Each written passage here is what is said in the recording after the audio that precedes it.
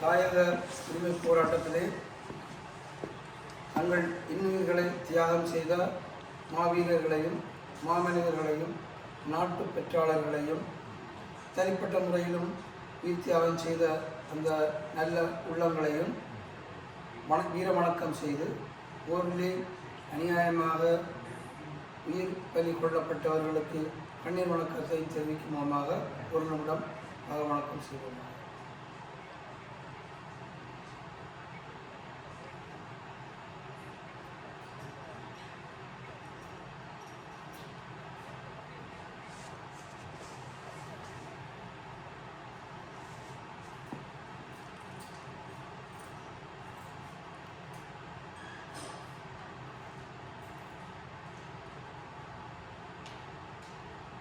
நிறைவு செய்வோம்.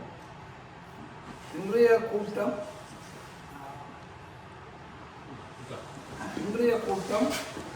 என்னுடைய முக்கியமான நோக்கம் மாமனிதர் குமார் பொன்னம்பலம் அவர்களுடைய 26வது நினைவேந்தல் தினம்.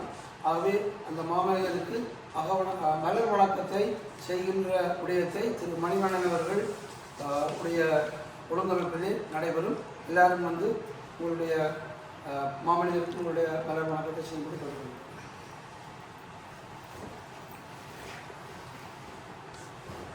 சூப்பர்.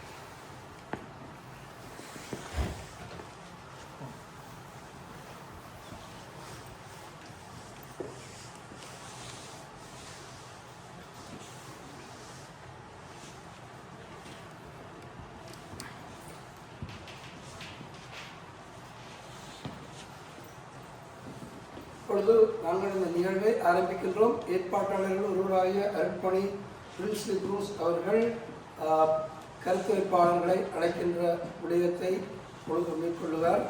அதனைத் தொடர்ந்து இன்னொரு ஏற்பாட்டாளர் ஒரு கருத்தரங்கு மாதிரி கலந்துரையாடல் மாதிரி நடக்கின்ற நிகழ்வை செய்வார். இப்பொழுது அருட்பணி பிரின்ஸ்லி குரூஸ் அவர்களை நிகழ்ச்சியை தொடர்ந்து நடத்துமாறு கேட்டுக்கொள்கிறேன்.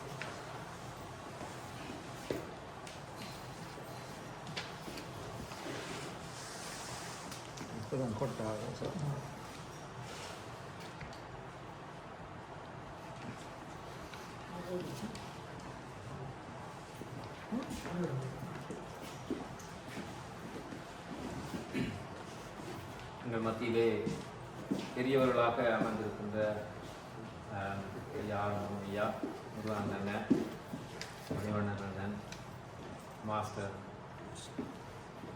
எல்லோருக்கும் மற்றும் நண்பர்களாக இன்றைக்கு வந்திருக்கின்ற நண்பர்களுக்கும் நம்முடைய தமிழ் தேசத்தை நேசிக்கின்ற தமிழ் தேசத்தை நம்முடைய உள்ளத்துக்குள்ளே வைத்து வாழ்கின்ற அனைவருமாக இன்றைக்கு நாங்கள் வந்து கூடியிருக்கிறோம்.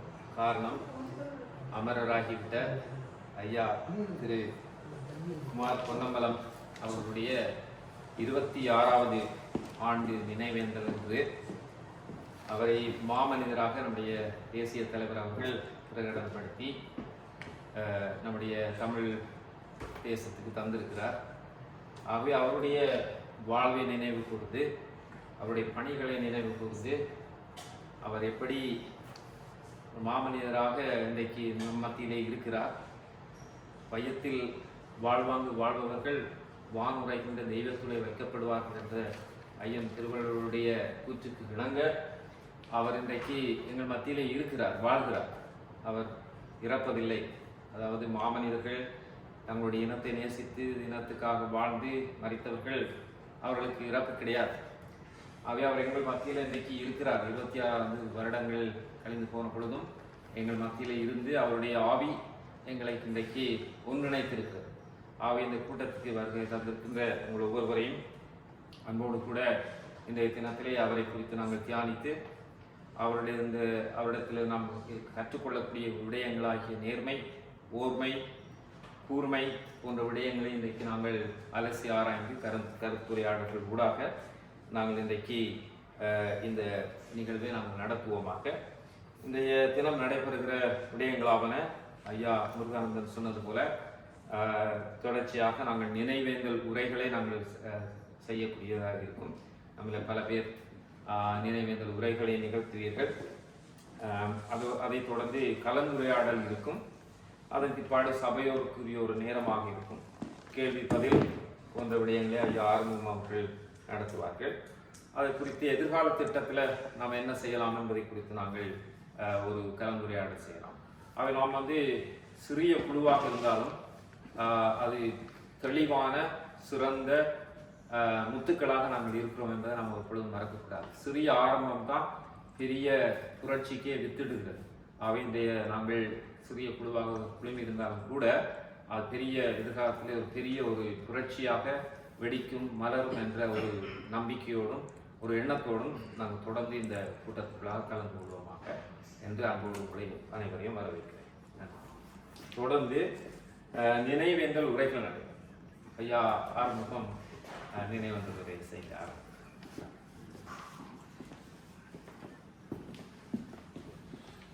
அனைவருக்கும் மாலையிய வணக்கம். குருவாளர் அமரர் குமார் பொன்னம்பலம் அவர்களை பற்றி அறியாதவர்கள் இருக்க மாட்டார்கள். அவருடைய 26வது நினைவு நாள் இன்று. இலங்கை அரசியலில், அதாவது பிரித்தானியர்களுடைய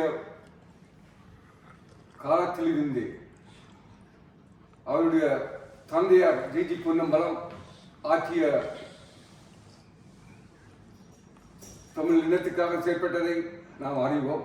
அதனை தொடர்ச்சியாகத்தான் இவர் ஒரு சட்டவாளர், சட்டத்துறை, அவர்கள் குடும்பமே சட்டத்துறையில் தலை சிறந்து இருந்தது.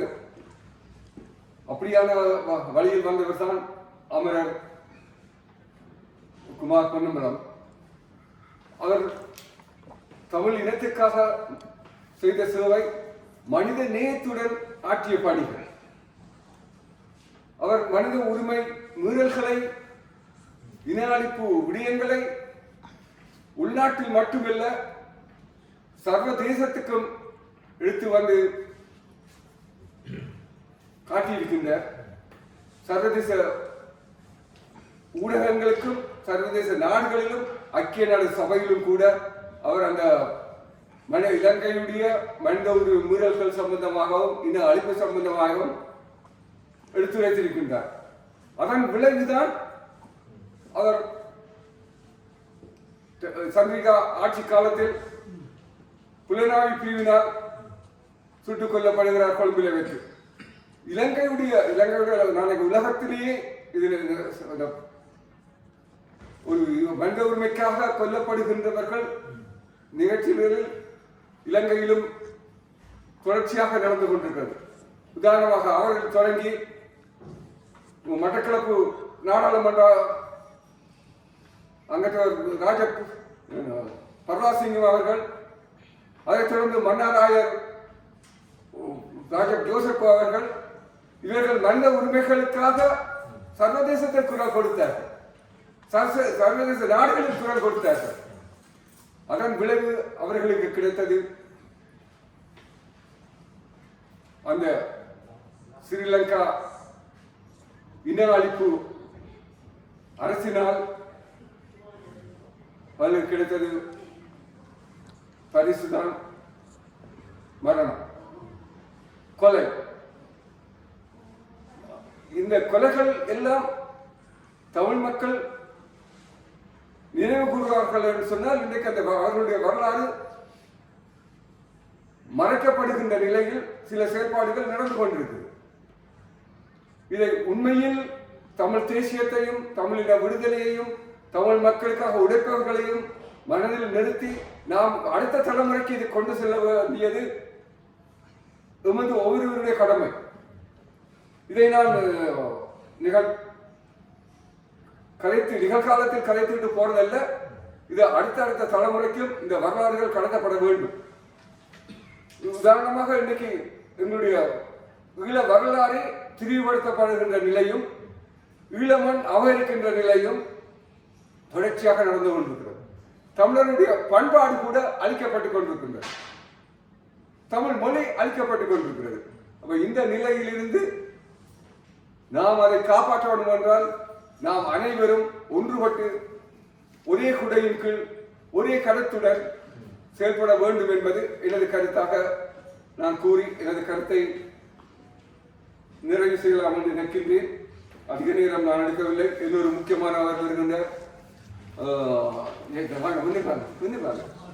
அவர் வந்து ரெட் பிரிட்ஜ் கவுன்சில் மேயர் ஆகின்ற காலத்தில் அதுக்கு முதலே ரெட் பிரிட்ஜ் கவுன்சிலால இலங்கையில் இன அழிப்பு நடக்குது என்ற ஒரு தீர்மானத்தை கொண்டு நிறைவேற்றியிருக்கிறார். அதுக்கு அவருக்கு நன்றி சொல்ல வேண்டும். அவருடைய செயற்பாடு அவருடைய இயலாத காலகட்டங்களிலும் அவர் பல சேவைகளை செய்து கொண்டிருக்கிறார் தமிழினத்துக்காக. அவர் இன்றைக்கு எங்கள் அமரர் பொன்னமலத்தினுடைய உறவினரும் கூட அவர் தொடர்ந்து எங்களுக்காக சில உரைகளை அவர் வழங்கக்கூடும். அதை பற்றி கூறிப்படுவார். எனக்கு இந்த சந்தர்ப்பத்தை தந்ததுக்கு நன்றி கூறுகின்றேன். நன்றி, வணக்கம்.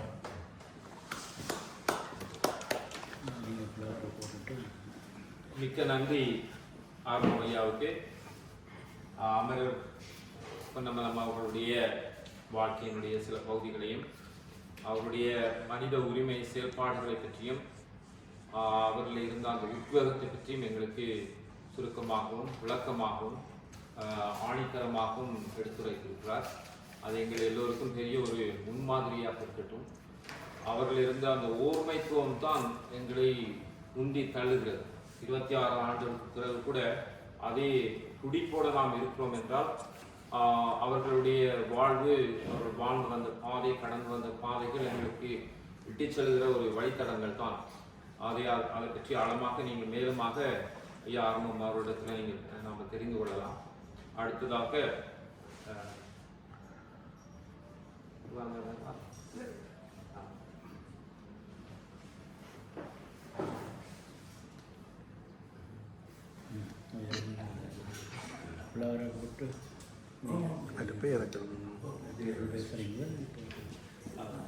அடுத்து தொடர்ந்து நாங்கள் நீங்க ஆயத்தம் சொன்னால்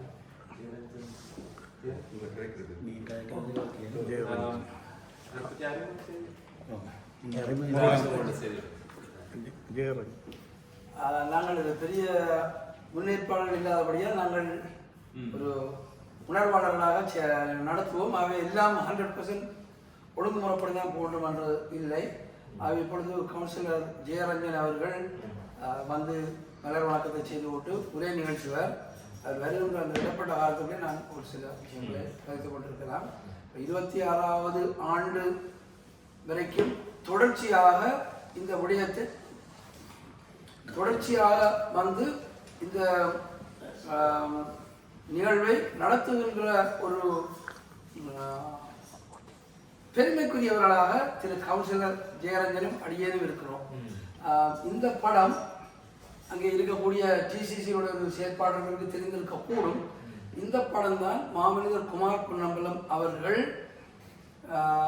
அங்கே துப்பாக்கி குண்டுக்கு இரையாக்கப்பட்டவுடன் இங்கே இருக்கக்கூடிய அமைப்பு சாந்தன் அவருடைய பொறுப்பிலே அங்கே ஷூட்டிங் ஏரியாவில் நடந்தது.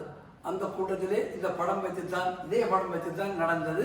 அதுக்கு பிறகு சாந்தன் அவர்களிடம் வந்து நான் அதை பெற்று இவர் ஜெயரஞ்சன் அவர்கள் அவருக்கு உறவினராக, அவருடைய தாப்பனார் தவத்தில் உறவினர் அல்லது ஏதோ நெருக்கம், அந்த நிலையிலே அவரும் வந்தார்.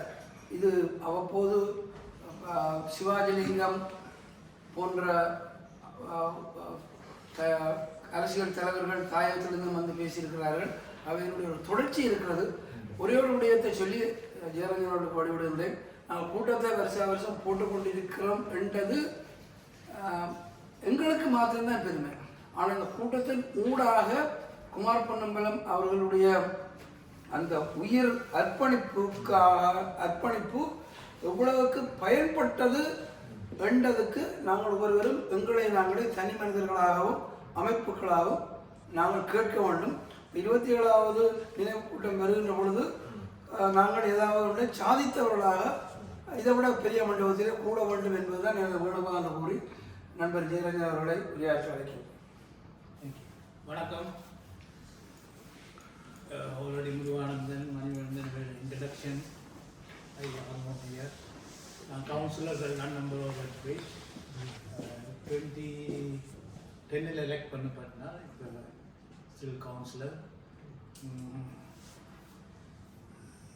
மாமனிதர் குமார் பொன்னம்பலம் வந்து நாங்கள் சின்ன நான் கொழும்புல வளர்ந்தேன்னா என் அப்பா கொழும்புல வேலை அதோட குமார் பொன்னம்பலம் தேப்பனை ஜிஜி பொன்னம்பலத்தோட என் அப்பா வெரி க்ளோஸ்.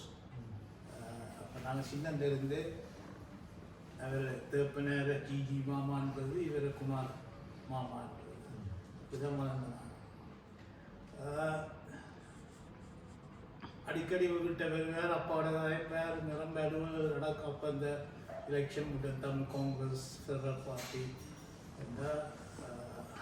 அப்பா வந்து கவர்மெண்ட் சர்வன் லீகல் டிராஃப்ட்மெண்ட் டிபார்ட்மெண்ட்டில் இருந்தார். அப்போ ஒஃபிஷியலாக செய்யலாது. பட் பின்பக்கத்தால் நிரம்ப அலுவலர்கள் ஜிஜி பொன்னம்பலத்துக்கும் குமார் பொன்னம்பலத்துக்கும் செய்து கொண்டு அதில் தான் நாங்கள் ஸ்டேட் அண்ட் க்ளோஸ். ஈவன் இவர் எங்களோட கொழும்புல எங்களோட வந்து நம்பர் 1 ராமகிருஷ்ண டெரஸ் எங்களோட வீடு வெள்ளவத்தை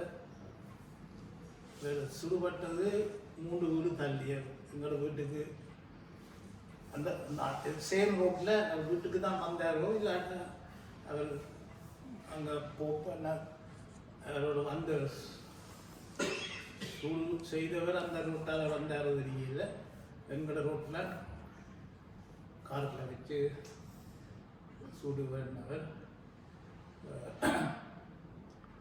இவர் வந்து ஈவன் நான் 1981 கொழும்புக்கு வந்தேன்னா குமார் மாமா தான் வந்து வீட்டை வந்து எங்களை எல்லாரும் என் அப்பா செத்துட்டார். கொழும்புக்கு வந்து வீட்டை வந்து என்ன ஏர்போர்ட் கர்நாடகா ஏர்போர்ட்டில் கொண்டு வந்து இறக்கி வழி அனுப்பி விட்டவர். இங்கே 1981 ஜனவரி 6ஆம் தேதி எனக்கு பட் நான் படிக்கிறதுக்குன்னு வந்தேன். அப்படி ஒரு அருமையான மனுஷன். இப்போ நீங்கள் எல்லோரும் ஹியூமன் ரைட்ஸ் லோயர் நம்ம தமிழ் ஆக்கில் சைக்கிளால் எடுத்து வழியால் ஃப்ரீயாக பண்ணி வழியால் எல்லாம் எடுத்து விட்டவர். கடைசியாக சந்திரிகாண்ட அரசாங்கத்தால் கொல்லப்பட்ட இப்போ மகன் கஜன் பொன்னம்பலம் ஜெஃப்னா எம்பியாக இருக்கார். தற்பொழுது அன்னைக்கு டெக்ஸ்ட் ஒன்று அனுப்பினான். இப்போ மீட்டிங் வைக்கிறாங்க. இப்போ சொன்னால் தான் நோவேல நிற்கிறேன் மீட்டிங் அலுவலாக வந்து தன்னோட தேசிய முன்னணி அது வழியாக வந்து நிற்கின்ற. ஆனால் நான் லண்டனுக்கு வர்ற கஷ்டம். திருப்பி நான் யாழ்ப்பாணம் போகணும். ஓகே நான் அப்போ சொன்னார் படங்கள் எடுத்து அனுப்ப சொல்லி தனக்கு மகன் நிற்கிறார் விமான்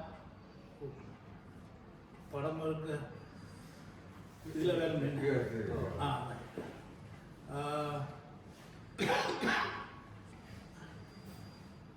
முருகானந்தனும் நானும் சித்த நாளில் ஒவ்வொரு வருஷமும் அந்த டிவைக்கு பேருந்து ஒவ்வொரு வருஷம் மீட்டிங் மணிவண்ணன் உண்மையாக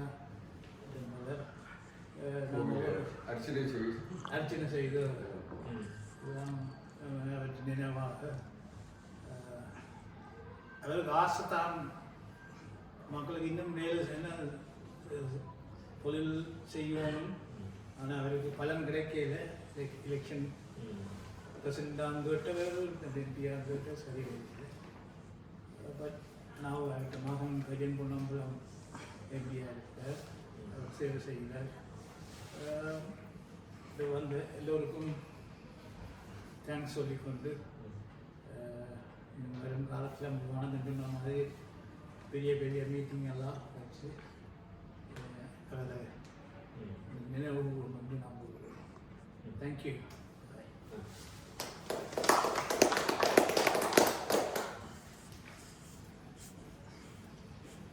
நன்றி ஐயா ஜெயராஜன் அவர்களுக்கு.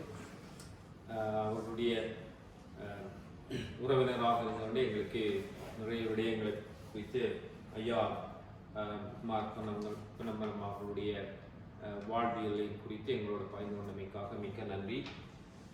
இதைத் தொடர்ந்து சகோதரர் மணிவண்ணன் எங்களோடு கூட நினைவேந்தல் உரையை செய்வார்.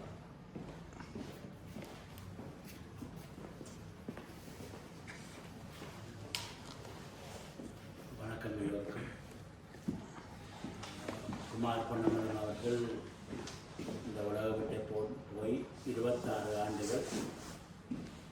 நாங்கள் அந்த மாமனிதரை இன்றைக்கு நினைவு கூறுகின்றோம். அவர் தான் உயிருடன் இருந்த காலங்களில் தமிழ் மக்களுக்காகவும் தமிழகத்துக்காகவும் பல விதங்களில் அவர் சேவை செய்திருக்கின்றார். பல பேரை பயங்கரவாத தடை சட்டத்தின் கீழ் கைது செய்யப்பட்ட போது அவர்களுக்கு பணம் இல்லாமலே அவர்களை வாதாடி வழியில் கொண்டு வந்து விட்ட பெருமை அவருக்கு இருக்குது.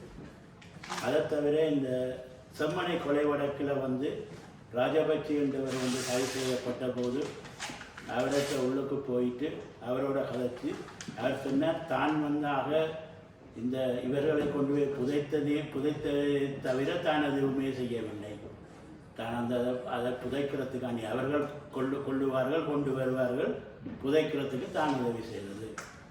என்ன கொண்டு வந்து பிடிச்சி உள்ளுக்கு வச்சிருக்கிறார்கள் ஏனென்றால் எனக்கு யார் இதில் ஈடுபட்டிருக்கணும்ன்றது தெரியும். அப்போ அவர் அப்படி என்னாலும் வழியில் புனரணும் என்று சொல்லி அதை ட்ரை பண்ணி கொண்டு இருக்கும்போது தான் அவர் கொல்லப்படுகின்றார். இப்போ நீங்கள் அதை பார்க்கலாம் என்ன மாதிரி என்று சொன்னால், உண்மைகளை மறைப்பதற்காக இலங்கை அரசு சந்திரிகானுடைய அரசுடைய சந்திரிகா இங்கே பிரித்தானியாவில் தான் வாழகின்றான்னு நினைக்கின்ற விபட்டன் பகுதியில் ஒரு இனப்படுகொலையை செய்துவிட்டு அவர்கள் எல்லாம் இன்றைக்கு சுதந்திரமாக தெரிந்து கொண்டிருக்கின்றார்கள். அதில் அதற்கு காரணம் நாங்கள் தான். இந்த எங்களுக்கு நாங்கள் எங்களுடைய விஷயங்களை எங்கள் டாக்குமெண்ட் பண்ணுறதில்லை, அது சரியாக கொண்டு போகிறதில்லை. அப்போ இந்த குமார் பொன்னம்பலத்தை படுகொலை செய்தது அரசா இல்லையா என்ற கேள்விகள் கூட சில பேர்ட்டு இருக்கு. ஆனால் என்ன பொருத்தமில்லை, சந்திரிகா அரசு அவர் தொடர்ந்து அவர்களை வெளிச்சம் போட்டு காட்டி கொண்டிருந்தார். அதில் லயன் டென் என்று சொல்லுகின்ற சிங்கத்தின் குகைக்கீழ் வாசையில் இருந்து கொண்டே தான் குரல் கொடுத்தவர்.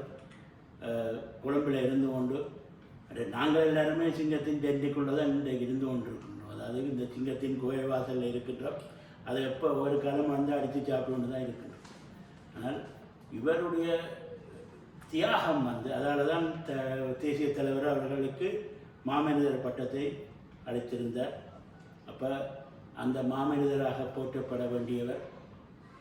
உண்மையில் நாங்கள் பல பேரை நாங்கள் அவர்களுக்காண்டி உயர்த்தியாகம் செய்தவர்களை நாங்கள் போராடி உயர்த்தியாகம் செய்தவர்களையும் நாங்கள் நினைவு கூறுகின்றோம். அதே நேரம் எப்படி பொலிட்டிக்ஸில் இருந்து அதன் மூலமாக எங்களுக்கு உயிர்த்தியாகம் செய்தவர்களையும் நாங்கள் நினைவு கூறுகின்றோம் இன்றைக்கு. ஆனால் இவருடைய பங்கு மிக அளப்பெரியது. அந்த முறையில் நாங்கள் தொடர்ந்தும் இவர் மாதிரியான ஆக்களுடைய அந்த செயல்பாடுகளை நாங்கள் கவனத்தில் எடுத்து ஸ்ரீ ரஞ்சன் மற்றும் முருகானந்தன் சொன்ன மாதிரி இதில் வந்திருக்கின்றவர்கள் அதை எவ்வளவு தெரிந்திருக்கின்றார்கள் என்றது தெரியவில்லை. என்னென்று சொன்னால், நாங்கள் இவர்களை நினைவு கூறும்போது என்னத்துக்காக நினைவு கூறுகின்றோம் என்றால் அவர்களுடைய செயல்பாடுகள் என்ன மாதிரி இருந்திருக்கின்றன. இன்றைக்கு அவருடைய மகன் ஜெயகுமார் அங்கே கனகாலமாக போராடி கொண்டிருக்கிறார். ஒரு தடவை அவர் பேசும்போது கூறியிருந்த தானே நாங்கள் நேரடியாக சந்தித்த போது அவர் கூறியிருந்த இவருடைய கேஸ் இன்னும் வந்து ஸ்பெண்டிங்கில் தான் இருக்குது. ஏனென்றால் இலங்கையில் நீதி என்றது இங்கே வந்து ஒரு மனோகரன் என்ற ஒரு ஆள் வந்து இப்போ கிட்டடியில் தான் தன்னுடைய வீரத்தை வந்தால் இல்லை வந்து போயிருந்தார். அவருடைய மகன் கொழும்பு என்ன ட்ரிங்கோ 5 அந்த அதில் நேவியால் சுட்டுக் கொல்லப்பட்டார். அவருக்கு நீதி கிடைக்கவில்லை. அதே மாதிரி இவருக்கும் நீதி கிடைக்கவில்லை. இப்படி தொடர்ந்தும் நாங்கள் நீதி கிடைக்காமல் கொலைகள் நடத்தப்பட்டு ஒரு காட்டுக்குள்ளே தான் வாழ்ந்து கொண்டிருக்கோம். இலங்கையில் ஸ்ரீலங்கா அந்த காட்டுக்குள்ளே நாங்கள் வாழ்ந்து கொண்டிருக்கிறோம். எப்போ தான் எங்களுக்கு நீதி கிடைக்க போகுது, அதுக்கு நாங்கள் எல்லாரும் ஒன்றாக சேர்ந்து போராட வேண்டும். அதற்கு வந்து சக்தியாக இந்த மாதிரியான மாமனிதர்களுடைய தியாகங்கள் வந்து எங்களுக்கு அந்த உறுதியையும் மனப்பான்மையையும் கொடுக்க வேண்டும் என்று சொல்லி அவருடைய ஆத்மா சாந்தியரையும் பிரார்த்தித்து கொண்டு தொடர்ந்து கலந்துரையாடலில் கலந்து கொண்டு நாங்கள் என்னத்தை செய்யலாம் என்றதை பற்றி யோசிப்போம். மிக்க நன்றி இந்த சந்தர்ப்பத்தை கொடுத்தவங்களுக்கு.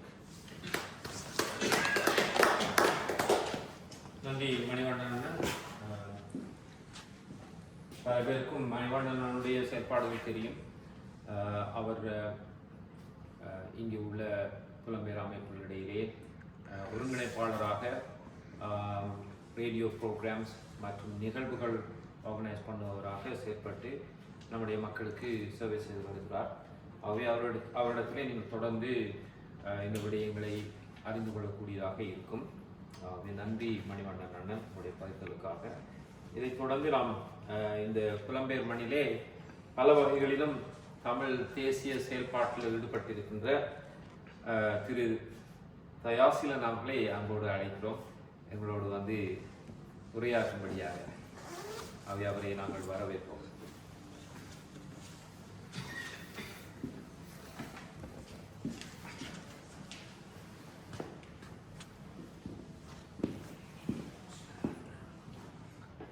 அனைவருக்கும் வணக்கம். இது இடையில் பேசிய ஒரு பழக்கமில்லை, திடீர்னு கூப்பிட்டு விட்டாங்க. இருந்தாலும் ஒரு வார்த்தைகள் தமிழன் என்று சொல்லடா தகடும் என்று நில்லடா என்பதற்கு நாங்கள் புலம்பெயர்வில் நமக்கு ஒரு நாடு இல்லை, ஆனால் பல நாடுகளில் வசித்துக் கொண்டிருக்கின்றோம். இப்பொழுது அரசியல் செய்பவர்கள் எங்களுக்கு மக்களுக்கு ஒன்று சொல்லி அரசாங்கத்தோடு ஒன்று சொல்லி குழப்பி நடத்தி கொண்டிருக்கிறார்கள். இவர்கள் போன்றவர்கள் உண்மை பேசுபவர்கள் அந்த நாட்டில் படுகொலை செய்யப்படுகிறார்கள். ஆகவே இரட்டை வேடம் போடுபவர்கள் வாழ்ந்து கொண்டிருக்கிறார்கள். அந்த வகையில் அவர்கள் விட்டு சென்ற பணியை நாங்கள் செய்ய வேண்டும். கொஞ்சம் பேர் வந்திருந்தாலும் உணர்வுபூர்வமாக இருக்கின்றது. அடுத்தடுத்த நிகழ்வுகளில் நாங்கள் இன்னும் நிறைய மக்களுக்கு அறிவிக்க வேண்டும். இந்த செய்தி இன்று ஐபிசி வானொலியில் அறிவிக்கப்பட்டது. பல நேர்கள் கேட்டுக்கொண்டிருந்தார்கள். என்னவோ தெரியவில்லை புரியாது. ஆகவே என்ன சொல்ல, நாங்கள் உயிரோட எத்தனை இடர்கள் மத்தியில் இந்த கொரோனா எத்தனை சண்டை சரிவடிகளை தப்பி இருக்கிறோம், உயிரோடு இருக்கிறோம்னா எங்களுக்கு ஏதோ ஒரு கடமை இருக்கிறது. அதாவது நாங்கள் தப்பி இருக்கிறோம், கடவுள் நம்ம உயிரோடு வைத்திருக்கிறோம். ஆகவே இருக்கும் காலங்களில் நல்லதை செய்வோம். விட்டு சேர்ந்த பாதையில் நாங்கள் ஒரு அணியாய் அடுத்து என்ன செய்வோம் வந்து ஒற்றுமையாக செயற்பட்டு நமக்கான நீதியை பெற்றுக்கொள்ள வேண்டும். அதுதான் இறுதி வரைக்கும் நமது ஆசை. உதாரணத்துக்கு இந்த கனடாவை எடுத்துக்கொள்ளுங்கள். இவ்வளவு வேலைப்பாடுகளில் எத்தனை நாடுகளில் இருந்து செயற்பாட்டாளர்கள் எத்தனை அழுத்தங்களை கொடுத்து நமக்காக ஒரு அங்கீகாரத்தை பெற்றிருக்கிறோம். அதே போல் இருக்கிற எல்லா நாட்டில் இருப்ப அது போன்ற நாடுகளை நமக்காக குரல் கொடுக்க வேண்டும் என்று கூறி சேர்ந்து எல்லோரும் ஒற்றுமையாக செயல்பட வேண்டும் கூறி விடப்படுவேன். நன்றி.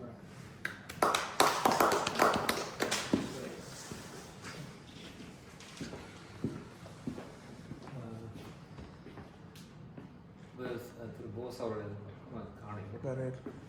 நான் ஒரு சில விடயங்களே நான் பயன்பட விரும்புகிறேன். முதலிலே நாம் அமரர் திரு குமார் பொன்னம்பலம் அவர்களுடைய 26வது ஆண்டு தினத்தை நாங்கள் இன்றைக்கு நினைவு கூறுகிறோம், நினைவேந்தலாக நினைவு கூறுகிறோம்.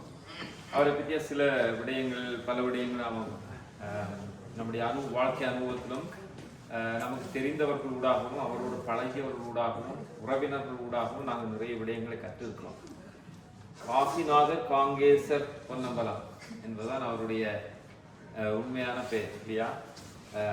பிறகு அவர் குமார் பொன்னம்பலம் என்று அழைக்கப்பட்டார். ஜிஜி பொன்னம்பலம் ஜூனியர் என்றும் அழைக்கப்பட்டார். இதிலிருந்து ஜிஜி பொன்னம்பலத்தை பற்றியும் நாங்கள் அறிந்து கொள்கிறோம். குமார் பொன்னம்பலம் அவர்கள் ஜூனியர் பொன்னம்பலம் என்று அழைக்கப்பட்டார். அந்த காலத்திலேயே வந்து வாதங்கள் பிரதிவாதங்கள் எடுத்து வைக்கிறதுல வந்து மிகவும் வல்லுநர்களாக திகழ்ந்தவர்கள் ஜிஜி பொன்னம்பலம் அவர்கள். அதைத் தொடர்ந்து அவருடைய பரம்பரையிலே வருகிற குமார் பொன்னம்பலம் அவரும் இருந்தார்கள். இன்றைக்கு நமக்கு தெரியும் நாடாளுமன்றத்திலே அவருடைய தலைமுறையாக நீடித்து வருகிற கஜேந்திரன் அவர்களுடைய வாதங்களும் நமக்கு தெரிகிறது. அவை அது ஒரு மரபு ரீதியான ஒரு மேன்மைத்துவம் என்று கூட நாம் சொல்லலாம். 12ஆம் தேதி ஆவணி திங்கள் 1938 அமரர் அவர்கள் பிறந்தார். இதை குறித்து நாம் ஒரு வகையில் பெருமைப்படுகிறோம். நாம் சென்ட் பேட்ரிக்ஸ் மாணவன், அவரும் சென்ட் பேட்ரிக்ஸில் படித்திருக்கிறார், சென்ட் பேட்ரிக்ஸ் யாழ்ப்பாணம். அதைத் தொடர்ந்து அவர் ராயல் காலேஜ் கொலம்பில் படித்திருக்கிறார். அதன் பிற்பாடு அவர் சட்டத்தரணியாக பணியாற்றி இருக்கிறார் என்பது தான் நம்ம கூடுதலாக அறிகிறோம். அவர் சட்டத்தரணியாக பணியாற்றுகிறது என்பது அல்லது சட்ட படிப்பு படித்து ஒரு நிலைக்கு வருகிறது என்பது அறிவு சார்ந்த ஒரு துறை. அவை நிறைய விடயங்களை அவர் கற்றுக்கொண்டு மற்றவர்களுக்காக வாதாடுவது என்ற அந்த ரீதியில் ஒரு அறிவாளியாக, நல்ல ஒரு அறிவாளியாக துவங்கி இருக்கிறார். இன்றைக்கு சட்டம் படித்தவர்கள் எல்லாம் அரசியலுக்குள்ள போகிறார்கள். ஆனால் எல்லா சட்டம் படித்தவர்களும் அறிவாளிகளாக இல்லை. அது இன்னொரு விடயம். அதைத் தொடர்ந்து அவர் கிங்ஸ் காலேஜ் லண்டன்ல படித்திருக்கிறார். Kings college London, university of Cambridge. ஆகவே அவருடைய அந்த படிப்பு தராதரங்களை வைத்து பார்க்கும் பொழுது அறிவு நிலை என்பது நிறைய ஒரு ஆழமாக படித்த ஒரு பெரிய ஒரு கல்விமானைத்தான் நாம் இழந்திருக்கிறோம். அதன் பிறகு அந்த படித்த கல்வியை வைத்து அவர் தன்னுடைய பொது வாழ்க்கைக்குள்ள, ஒரு சமூக வாழ்க்கைக்குள்ள பார்வையை மாற்றுகிறார், தன்னுடைய வாழ்க்கையை மாற்றுகிறார், அரசியல் வாழ்வுக்குள்ளாக வருகிறார். அப்போ செல்வத்து பயனை ஈதல் என்பது போல நாம் கற்ற கல்வி மற்றவர்களுக்கு ஈதலாக கொடுத்தலாக இருக்கணும் இல்லையா? அப்போ அதைத்தான் நான் நினைக்கிறேன், அவருக்குள்ள ஒரு உந்துதல் வந்திருக்கணும். இதெல்லாம் சேர்ந்து தானே ஒரு மனிதர்களை உருவாக்குது.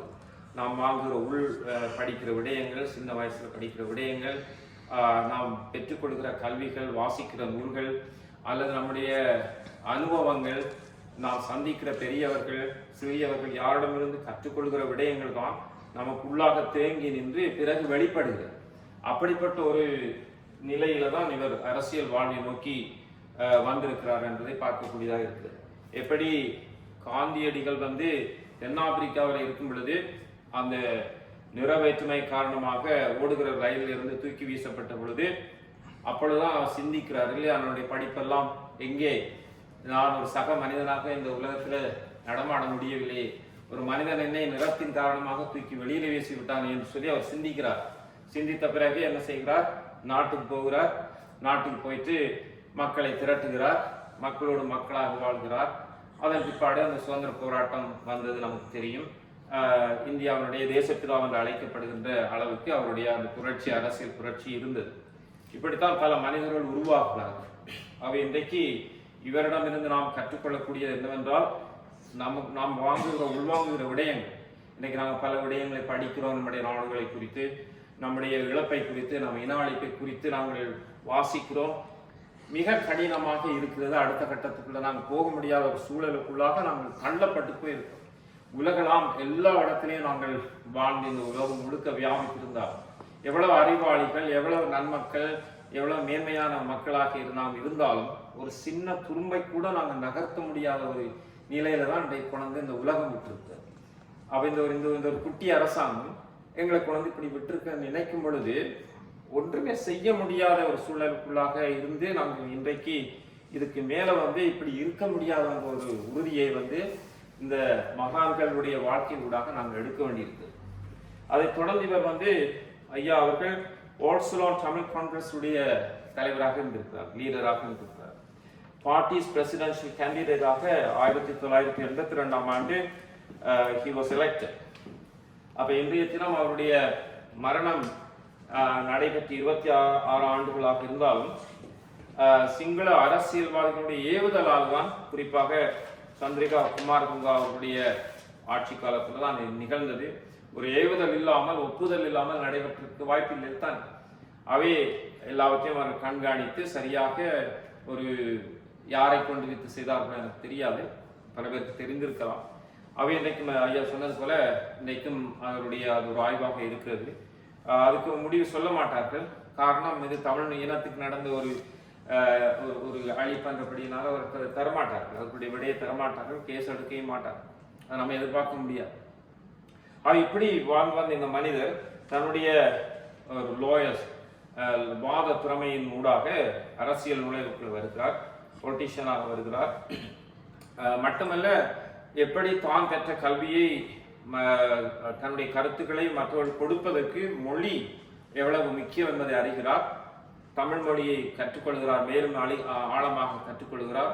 அது மட்டுமல்ல, சிங்கள மொழியையும் அவர் கற்றுக்கொண்டு சிங்களத்திலே தாம் பேசுகிற விடயங்களை கடத்துவதற்கு சிங்கள மொழியை கற்றுக்கொள்கிறார். இதைத்தான் இன்றைய நம்முடைய தமிழ் மக்கள் நாம் என்ன செய்யறோம்னு சொன்னா, கூட்டங்களை நமக்குள்ளே பேசிக்கொண்டு நம்முடைய விஷயங்களை நாமே பேசிக்கொண்டு இருக்கிறோம். அது ஒரு பக்கம் சரி. ஆனால் ஆங்கிலத்திலேயோ அல்லது சிங்களத்திலேயோ மொழிபெயர்த்து உலக அரங்குக்குள்ள வைக்கிறதுக்கு நமக்கு குறைபாடு இருக்கிறது என்பதை நான் இந்த நேரத்தில் சுட்டிக்காட்ட விரும்புகிறேன். அவை எந்த பெரிய கூட்டங்கள் நடத்தினாலும் அதை ஆங்கிலத்தில் மொழிபெயர்க்கவும் சிங்களத்தில் மொழிபெயர்த்து அனுப்பவுமாக நாம் செயல்பட வேண்டியது எதிர்கால கடமையாகிறது. இதை தொடர்ந்து அவர் ஹியூமன் ரைட்ஸ் ஆக்டிவிசம் 1970 இன்வால்வ் ஆகிறார். பிறகு 1997 யுனைடெட் நேஷன்ஸ் கமிஷன்ஸுக்கு நம்முடைய மக்களுடைய சார்பாக கருத்துக்களை முன்வைப்பதற்கும் பேசுவதற்கும் உரையாற்றுவதற்குமாக 1997 பிறகு 1999 பிறகு ஐரோப்பிய நாடாளுமன்றத்திலே 1998 அனுப்பப்பட்டிருக்கிறார். அப்ப அந்த நேரத்தில் கொலை வழக்குகள் பலவற்றிலே அவர் வாதாடி இருக்கிறார். குறிப்பாக சொல்லுகிற விடயம் கிருஷாந்தி குமாரசாமி அவருடைய வழக்கிலே, அதற்கு பிறகு நடந்த செம்மணி புதைகுழி வழக்கிலே அவருடைய முழு ஈடுபாடும் இருந்தது. இதன் காரணமாக அவர் வெளியிலே அனுப்பப்பட்டு நம்முடைய மக்களுடைய ஒரு குரலாக தேசிய தலைவர் அவர்களினால் தெரிவு செய்யப்பட்டு இவைகளுடைய எல்லாவற்றையும் அவர் சாராம்சமாக பார்த்து இதற்கு தகுதியானவர் என்று கண்டு அவருக்கு மாமனிதர் என்ற ஒரு பட்டத்தை வழங்கப்பட்டது. அவை இவைகள் யாவும் அவருடைய வாழ்க்கையிலே புடமிட்ட பொன்னை போல ஒவ்வொரு அடியாக வைத்துத்தான் அவர் அந்த நிலைக்கு வந்திருக்கிறார். அவை அவருடைய வாழ்வு முடிந்து விட்டது அல்ல, அது நமக்குள்ளே கடத்தப்பட்டிருக்கிறது என்பதுதான் உண்மை. அதை நாம் உணர்ந்தவர்களாக ஒவ்வொருவரும் வருங்காலத்திலே இது போன்ற மாமனிதர்களுடைய விட்டு சென்ற ஒரு எச்சங்களாவது நாம் இருக்கணும். ஒரு சிறிய விடயத்தையாவது நாம் செய்ய வேண்டியது நம்முடைய கடமை. இதில் அவருடைய படிப்பினை என்று பார்த்தால் நான் நினைக்க அவருடைய வாழ்க்கையில் இருந்த ஒரு நேர்மை, அவருடைய நேர்மையோடு வருகிற ஒரு ஓர்மை என்று தான் உள்ளுக்குள்ள வருகிற ஒரு இம்ப்ரெஷன், அந்த உந்தி தள்ளுகிற ஒரு உணர்வு உண்மையானதும் உத்தமமானதுமாக இருக்கிறது. அதை தொடங்க அவர் நேர்மையான பாதையிலே சென்றிருக்கின்றார். அதை கூர்மைப்படுத்தி தமிழ் தேசியத்துக்காக தன்னுடைய வாழ்க்கையை அர்ப்பணித்திருக்கிறார். அவருடைய வாழ்வு ஆனபடியினால்தான் அவரை ஒரு மாணிக்கமாக நாங்கள் பார்க்கிறோம். அவை இன்றைக்கு அரிது மானிடராக பிறத்தல் அரிது, அதனினும் அரிது இவ்விதமாக ஒரு மாமனிதராக போற்றப்படுகிறது. அவை அவருடைய விஷயங்களில் நாம் இன்றைய கற்றுக்கொள்ளக்கூடிய விடயங்கள் என்னவென்றால், இன்றைய நவீன காலத்தில் நாம் இன அழிப்புக்குள்ளாகத்தான் சென்று கொண்டிருக்கிறோம் என்பதை நாம் எப்பொழுதும் அறிந்து கொள்வோம். படிப்படியாக நம்முடைய மொழி அடையாளம் என்பதை இழந்து கொண்டு வருகிறோம். நம்முடைய நாட்டிலே போராட்டத்தின் காரணமாக அடியோடு நாம் சிதறடிக்கப்பட்டு சின்னாபின்னமாக்கப்பட்டு உலக அரங்கில் நாம் சிதறப்பட்டு போயிருக்கிறோம். அவை எங்களுடைய மொழி அழிந்து போகிற ஒரு நிலையில நாடு சென்று கொண்டிருக்கிறது. வி ஆர் ஸ்ரீலங்கன்ஸ் என்ற ஒரு லேபலை குத்தி நீங்க எல்லாம் அதுக்குள்ளே உள்ளடக்கம் என்ற ரீதியில் அவங்க கொண்டு போறாங்க. நான் அண்மை காலமாக ஆவணி மாதம் போயிட்டு வந்திருந்தேன். மக்களுடைய உணர்வுகள் மிகவும் பாதிக்கப்பட்டிருக்கிறது. போராடக்கூடிய மனநிலையில் அவர்கள் இல்லை, அல்லது போராடக்கூடிய சாத்தியக்கூறுகள் இல்லாத ஒரு கட்டத்துக்குள்ளாக தள்ளிவிட்டார்கள். மன்னார் பகுதிகளெல்லாம் போராடி கொண்டிருக்கும் பொழுது அடக்குமுறைக்குள்ளாக ஆக்கப்பட்டதெல்லாம் நம்ம பார்த்துருக்கிறேன். முள்ளிவாய்க்காலுக்கு நான் போய் வணக்கம் செலுத்தக்கூடிய ஒரு சந்தர்ப்பம் எனக்கு இருந்தது. வணக்கம் செலுத்தி அந்த இடத்துல வழிபாடு நாங்கள் செய்து வந்தோம். ஆனால் மக்களுடைய உணர்வுகள் மிகவும் பாதிக்கப்பட்டு போயிருத்தான் இருக்கு. குரல் கொடுப்பதற்கு சரியான ஒரு ஆதாரங்கள் இல்லாமல் இருக்கு. தாங்கள் நம்பியிருந்த தலைவர்களும் தங்களை ஏமாற்றிக் கொண்டிருக்கிறார்கள், ஏமாற்றுகிறார்கள் என்பதுதான் அவருடைய மிகுதியான வேதனையாக இருக்கு. இந்த விதத்துல புலம்பெயர் மக்களிடத்துல தான் நம்ம வந்து இன்னைக்கு இந்த பாரத்தை நாங்கள் சுமந்து எப்படி நாங்கள் வருகிற தலைமுறைக்கு இது சரியாக கடத்தி கையளித்து எப்படி கூர்மைப்படுத்துகிறது என்பதுதான் நம்முடைய இந்த கூட்டத்தினுடைய அடுத்த ஒரு விவாதமாக இருக்கும். என்ன செய்யலாம், இனி என்ன செய்யலாம், அவை எப்படியும் நாம் பேசிவிட்டு போவதல்ல. அவை இந்த மாமனிதர்கள் எங்களுக்கு விட்டு செய்த தங்களுடைய அர்ப்பணி, தங்களுடைய உயிரையே கூட தியாகமாக கொடுக்கிற அளவுக்கு அப்படி வருகிற பொழுது நமக்கு ஒரு கடமை இருக்கிறது. இத்தனை வீரர்களை நாங்கள் இழந்து விட்டோம், இத்தனை மக்களை பறிவு கொடுத்து விட்டோம். நான் அந்த இடங்கள் சொல்ல கண்ணீரோடு தான் அந்த பயணத்தை நாங்கள் குடும்பமாக மேற்கொண்டோம். முள்ளிவாய்க்காலில் இருந்து அப்படியே வட்டுவாய்க்கால் அந்த பகுதிக்குள்ளாக நாங்கள் கடந்து வருகிற பொழுது கண்ணீரோடு தான் நாங்கள் கடந்து வந்தோம். எத்தனை மக்கள் அதில் அல்லோல கல்லோலமாக ஓடி தங்களுடைய உயிரை எல்லாம் இழந்திருக்கிறார்கள். நானும் கூட போர்க்கால சூழலிலிருந்து வாழ்ந்து வந்தான், அவை எனக்கு தெரியும். அவை என்னுடைய குடும்பத்தில் கூட பல பேர் அதுக்குள்ள போராட்ட குழுக்கள் இருந்திருக்கிறார்கள். இருந்தாலும் எத்தனையோ உயிர்களை நாங்கள் பறிகொடுத்து இன்றைக்கு இப்படி வந்து நிற்கிறோம். ஒரு நிற்கதியான நிலை என்று நாம் இருந்தாலும் நாம் ஒரு முடிவெடுத்துக் கொள்வோம். இது ஒரு முடிவு அல்ல, முள்ளிவாய்க்கால் முடிவு அல்ல. அது நம்முடைய இனத்தினுடைய ஒரு வீர காவியமாக இருக்கட்டும், ஒரு அடையாளமாக இருக்கட்டும். இனி இந்த உலக தமிழினமாக நாங்கள் ஒன்றுபட்டால் ஒழிய சகோதரர்களே, மக்களே, நாங்கள் அடுத்த கட்டத்துக்கு போகிறது மிக ஒரு முடியாத ஒரு காரியமாக தான் நம்மை இன்றைக்கு இனமாக நாங்கள் ஈழத்திலும் அளிக்கப்பட்டிருக்கிறோம். தமிழ்நாட்டிலும் கூட திராவிட பூதத்தினூடாக நம்முடைய அங்கு உள்ள தமிழினம் அளிக்கப்பட்டு கொண்டிருக்கிறது. அவை ஒட்டுமொத்தமாக பார்க்கும் பொழுது உலக அரங்கிலே நாங்கள் வந்து இன அழிப்புக்குள்ளாகத்தான் சென்று கொண்டிருக்கிறோம் என்பதை நாங்கள் ஏற்றுக்கொள்ள வேண்டிய ஒரு இதாக இருக்கிறது. உலகின் முதல் குடியாக நாங்கள் இருக்கிறோம் என்ற காரணம் நம்ம தெரியல, அல்லது இவர்களை மாற்ற முடியாது என்று உலகம் காணுகிறது தெரியாது, அல்லது இவர்கள் அறிவில் சிறந்தவர்கள் அடங்க மாட்டார்கள், அல்லது இந்த இனத்தை அழிக்கிறது தான் ஒரு வழியாக இருக்கலாம் என்று நினைக்கிறார்களோ என்னவோ, ஏதோ ஒரு வகையில எல்லாமே நமக்கு எதிராகத்தான் இருக்குது. ஆகவே இது வெளிப்படையாக ஒரு இன அழிப்பாக நமக்கு இப்ப இன்றைய சூழல்ல காலகட்டத்துக்குள்ள நமக்கு தெரியாவிட்டாலும் மறைமுகமாக அது நடந்து கொண்டுதான் இருக்கிறது. அதனுடைய அதனுடைய ஒரு வடிவம் தான் வி ஆர் ஸ்ரீலங்கன்ஸ் என்று சொல்லப்படுகிற அந்த முத்திரை குத்தப்படுகிறது. அங்க நமக்கு இப்ப இன்னைக்கு நம்முடைய தமிழ் மக்களே வந்து, தமிழ் பிள்ளைகளே வந்து இன் ஸ்ரீலங்கா, இன்னைக்கு ஸ்ரீலங்காவில் என்றதை சர்வசாதாரணமாக சொல்ல துவங்கிட்டாங்க. அதை நாம முந்தி இலங்கையில் ரெண்டாவது சொன்னோம், ஈழத்துல இருந்து சொன்னோம், தமிழ் ஈழத்துல இருந்து சொன்னோம். இன்றைக்கு வந்து எப்படி சொல்றோம்னா இன்றைக்கு ஸ்ரீலங்காவில் என்று சர்வசாதாரணமாக அந்த வார்த்தையை வந்து நம்முடைய வாய்க்குள்ளே நுழைக்கிற அளவுக்கு வந்து இலங்கை அரசாங்கம் எளிதாக செய்துவிட்டார்கள். அப்போ இதெல்லாம் வந்து நம்ம எங்களுடைய அடையாளத்தை அழிக்கிறது. we are not Sri Lankans. Sri Lankan என்பது எங்களுடைய எத்னிசிட்டி அல்ல, நாம் வந்து தமிழர். எங்களுடைய நாடு, இது பிறந்த நாடு இலங்கையாக இருக்கலாம், அது இலங்கை ஸ்ரீலங்கான்றது கூட நாம் ஏற்றுக்கொண்ட வார்த்தை அல்ல. அவை ஒரு நாட்டினுடைய பேரை மாற்றுகிறது கூட ஒரு சர்வசர வாக்கெடுப்பு நடத்தி இருக்கணும்.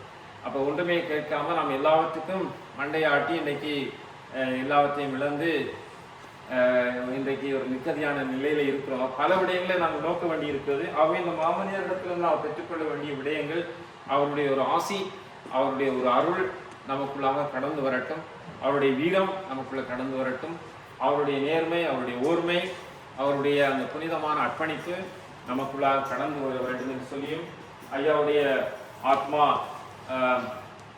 நீடூடி இறைவனுடைய சன்னிதானத்திலே இருக்க வேண்டும் என்று சொல்லியும் பிரார்த்தித்துக் கொண்டு என்னுடைய உரையை நான் அமைக்கிறேன். தொடர்ச்சியாக நாம் வந்து ஒரு கலந்துரையாடல் ஊடாக செய்வோமாக. கலந்துரையாடலை திரு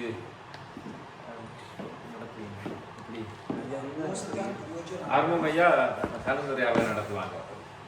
நான் நினைக்கிறேன் என்னென்னு சொன்னால், நாங்கள் இவ்வளோ கொஞ்சம் பேர் தான் இருக்கிறோம். இல்லை ஆக்களை கூப்பிட வேண்டாம், நீங்கள் இப்படியே ஒரு லெவலுக்கு இப்படியே சுற்றினீங்கன்னு சொன்னால் இதில் வச்சு நீங்கள் வீடியோ எடுக்கலாம், அல்ல அதில் வச்சு வீடியோ சீட்டிங்